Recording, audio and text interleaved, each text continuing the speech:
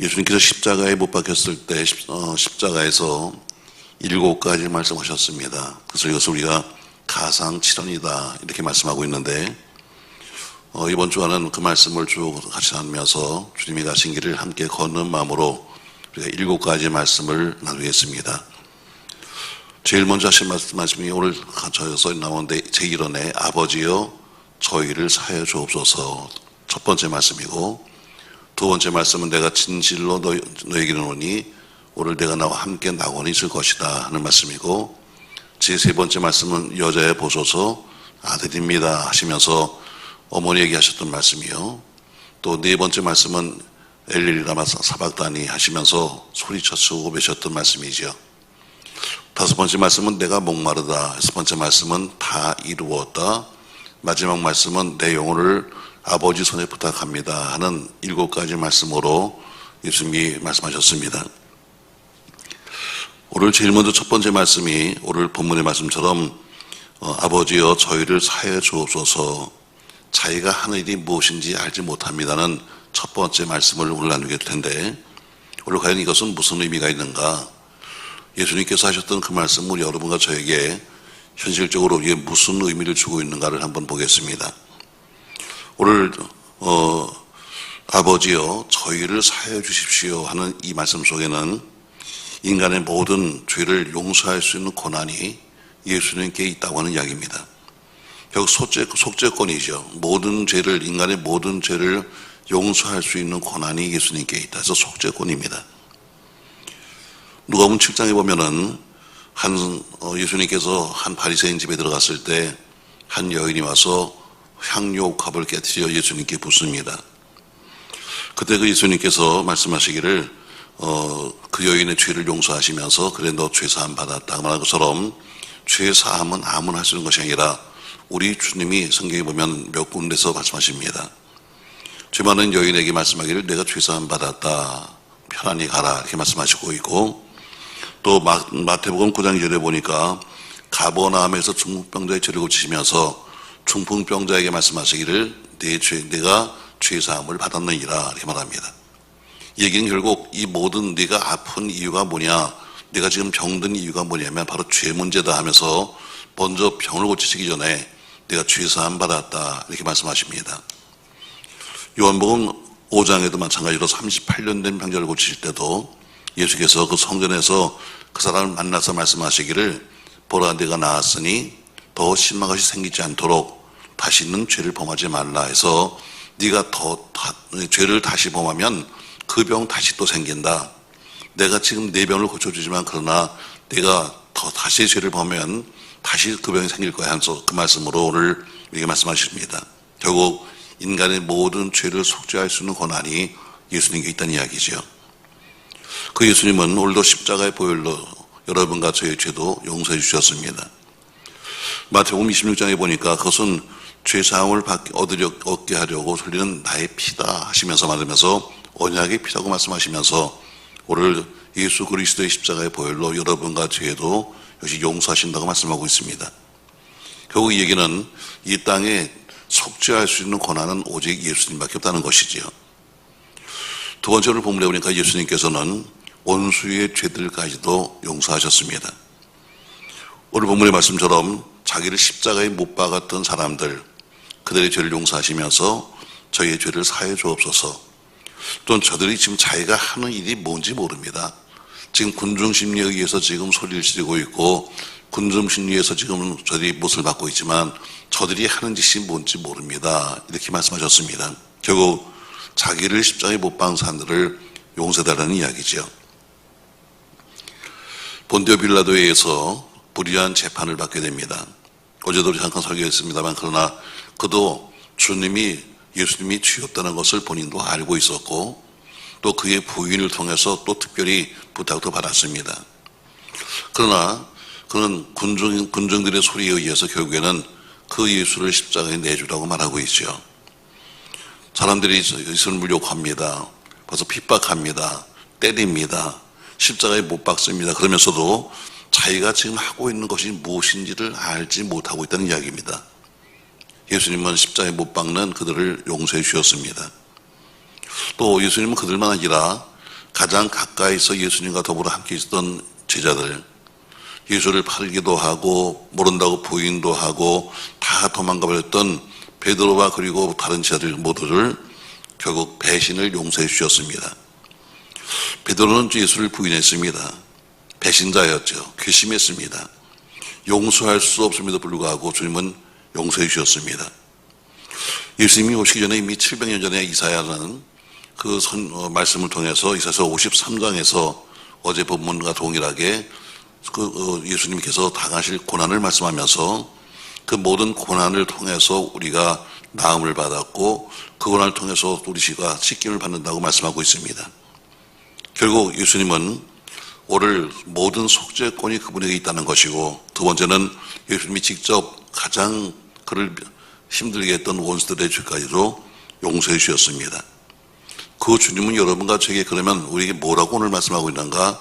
너희도 용서할 수 없는 사람을 용서하라고 우리에게 말씀하고 있습니다. 그래, 내가 너희를 용서했잖아. 모든 속죄권은 예수님에게만 있는데 그 예수님께서 용서할 수 없는 사람을 용서해 주시고 또 그리고 이해할 수 없는 사람을 이해하시면서 오늘 우리에게 부탁하시는 말씀은 너도 그렇게 용서하며 살아라. 오늘 이렇게 말씀하고 있습니다. 골로새 3장 14절에 보니까 바울은 골로새 교회 보낸 편지를 통해서 누가 혐의가 있거든 그 사람을 먼저 서로 용납하고 용서해라 이렇게 말씀하고 있습니다.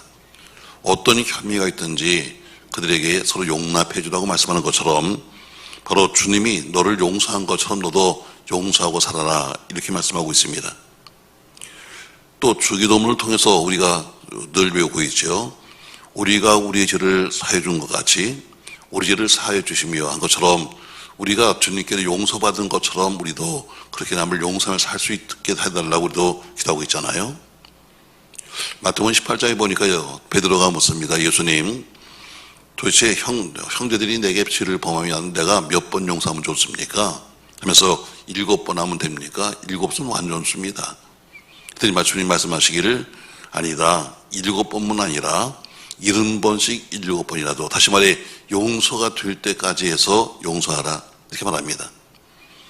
결국 스데반이 사님도 역시 이 예수님 말씀 따라서 자신을 돌로 치는 부위를 용서합니다.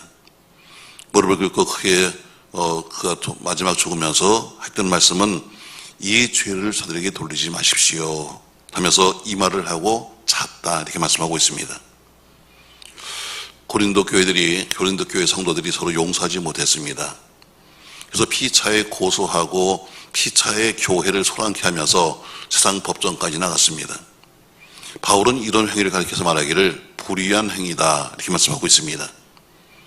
다시 말해 교회 성도들끼리 서로 용서하지 못해서 서로 고소하면서 서로 교회를 시끄럽게 하는 것을 가리켜서 그것은 불의한 짓이라고 말씀하고 있습니다. 우리 예수님은 속죄권을 가지셨습니다. 그분이 속죄권을 가지셨기 때문에 모든 병자들에게 병 고침을 하시기 전에 먼저 죄사함을 말씀하셨습니다.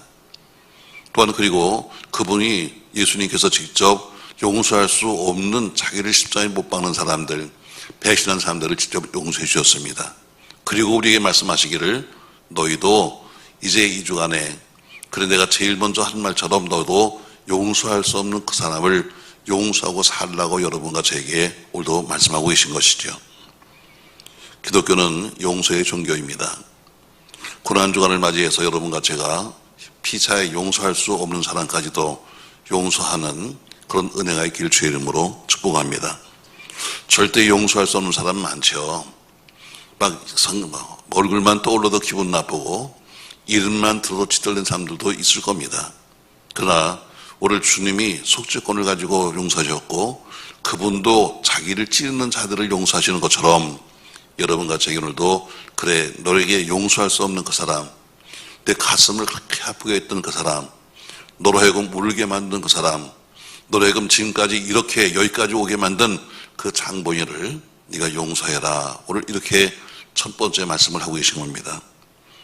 오늘 주님이 여러분과 저에게 주시는 말씀은 그래 나도 용서했으니까 너도 용서해라 하는 말씀으로 오늘 첫 말씀을 주시는 거죠. 오늘 가상치료의 첫 번째 말씀은 아버지여 저들을 사하여 주옵소서 저들이 무슨 일을 하는지 자기들은 모릅니다. 남들에 의해서 소리를 지르고 남들에 의해서 지금 저렇게 난리법석을 치고 있지만 저들이 도대체 왜 저런지도 모르고 있습니다 하면서 저희의 죄를 사해달라고 오늘 고백하고 있습니다. 여러분과 저도 오늘 첫날 주님이 용서할 수 없는 자들을 용서하시는 것처럼 또 이해할 수 없는 사람을 이해하시는 것처럼 교회에서 서로가 미워하며 고소하며 서로 갈등하는 그들에게 너희가 불의를 행하고 있다고 책망하시는 것처럼 아버지로 서로 피차에 용서하며 모두가 믿음 안에 승리하는 하루가 되시길 주의 이름으로 축복합니다. 아버지여 저희를 사하여 주옵소서. 오늘 말씀을 기억하시면서 여러분과 저의 마음속에 떠오르는 사람, 그래 나로 하여금 이렇게 힘들게 만들었던 그 장본인, 오늘 여러분 그들을 축복하며 그들을 용서하며 또 그들을 위해 기도하는 여러분과 제가 되시기를 예수님의 이름으로 부탁합니다. 고마우신 전능하신 아버지, 우리 주님이 십자가에서 고통받으시면서 외쳤던 첫 번째 말씀입니다.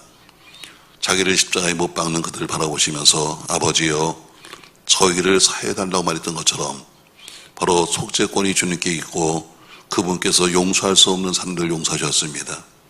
그렇게 3년씩이나 함께 먹고 마셨던 사람, 그러나 자기를 팔고 배신하고 모른다고 부인했던 사람, 십자가에 찌른 사람, 그들을 용서했던 것처럼 우리도 지금 우리를 그렇게 힘들게 했던 많은 사람이 있을 텐데 오늘 그들을 용서하는 마음으로 오늘 첫 시간을 시작할 수 있도록 축복하여 주시옵소서.